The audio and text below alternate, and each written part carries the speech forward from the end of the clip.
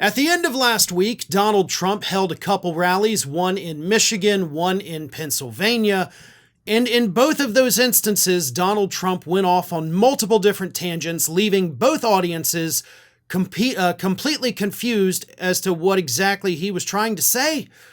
At one point, Donald Trump started to talk about rockets. I guess Elon Musk's rockets compared to other rockets, and somehow his little diatribe, where he went from talking about rockets, ended with him losing the 2020 election, which I guess is a good admission, but totally incoherent, totally incomprehensible. And here it is. You can watch for yourself in real time as Donald Trump's brain turns completely to Jell-O in the middle of whatever thought he had. Here it is. A very big plant. Many countries, they do that, and then all of a sudden you hear that they're leaving Milwaukee or they're leaving wherever they may be located. It's very sad to see it. And it's so simple. I mean, this isn't like Elon with his rocket ships that land within 12 inches on the moon where they wanted to land. Or he gets the engines back. Now, obviously, to you, to me, that's just incoherent rambling. But not to Donald Trump. No, he's doing what he loves to do the most. And he's doing the weave, right? Just weaving it all together to tell us a story that, in his brain, totally makes sense, right? So let's talk about the things that Donald Trump wove together during that clip. As I mentioned, it started with the rockets, right? Elon Musk can land a rocket on the moon within a couple inches of where he wanted to land it. Yeah, I guess maybe when they're not exploding immediately after takeoff, sure, he probably could do that. And then he says they're just cylinders, right? It's just a tube. There's no wings. There are actually though. There are fins on the rocket, because you gotta have those for stabilization. It's almost impossible to fly something without some kind of fin or wing. You've got to have that for a little bit of stability. So he's wrong about that. But then the circles, right? Because you land the rocket in a circle, and it reminds me of the Biden circles. And that's where his brain was like, you know what? I'm done for today. You finish up. I'm going to bed. Like the Biden circles. What is he talking about? The Biden circles. What are the Biden circles? I don't understand this. Did President Biden have rockets? Did he make some circles and was like, I'm going to land rockets in these circles? I don't get it at all.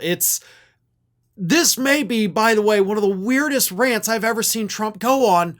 It's like the circles, the Biden circles. Nope. That I don't even know, man. And then the press had to fill the circles. Okay, what does that mean? What are you getting at? He's like, and then they say we lost. I don't know. They say we lost the popular vote. What to the circles? To the rockets? Where are you at?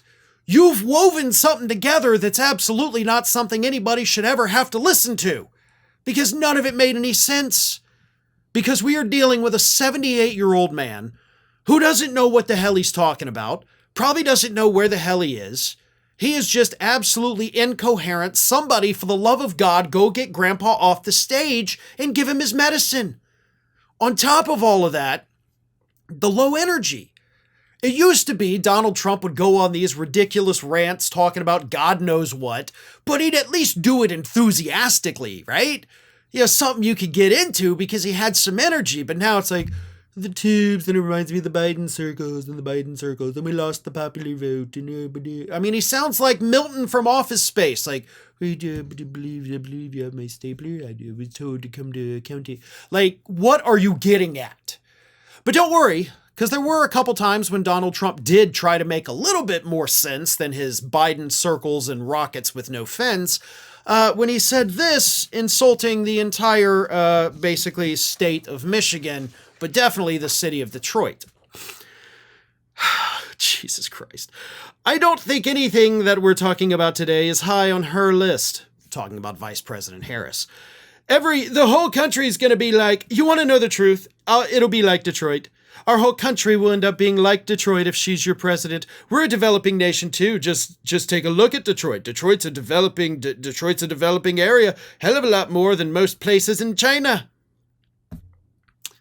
Okay, so you're in Michigan. You know you gotta win Michigan. It's a must-win state. You're falling behind in the polls. And your strategy is just to insult the state? Just to insult Detroit? Like, we're all gonna end up like these idiots. Yeah, not a great strategy. And then he talked about how he really doesn't even want to be doing this. He said, quote, "You know, despite I could be right now in the most beautiful ocean on the sand exposing my really beautiful body, so beautiful, to the sun and surf. Skin cancer, right? To the sun and the surf all over the world, or I could be in Detroit with you, and I'd rather be in Detroit with you, okay?" You know, it doesn't sound like you would rather be in Detroit. It sounds kind of like you hate Detroit. And look, I think most of us would agree with your statement there. Like, you could be in the middle of the ocean, and I don't think any of us would mind if that's where you were right now. But that's just what happened in Michigan. As I said, the guy also went to Pennsylvania, another kind of must-win state for him that he's not doing so good in.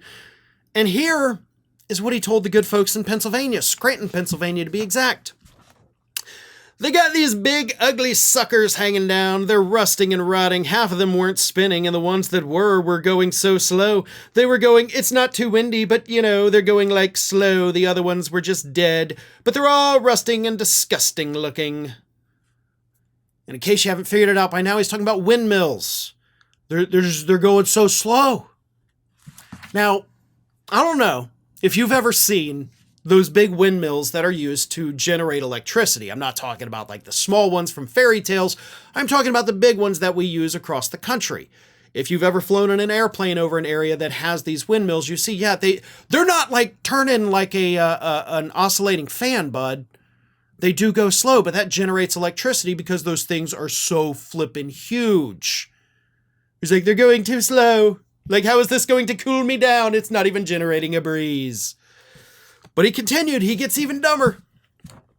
The wind, it sounds so wonderful. The wind is bullshit, I'll tell you.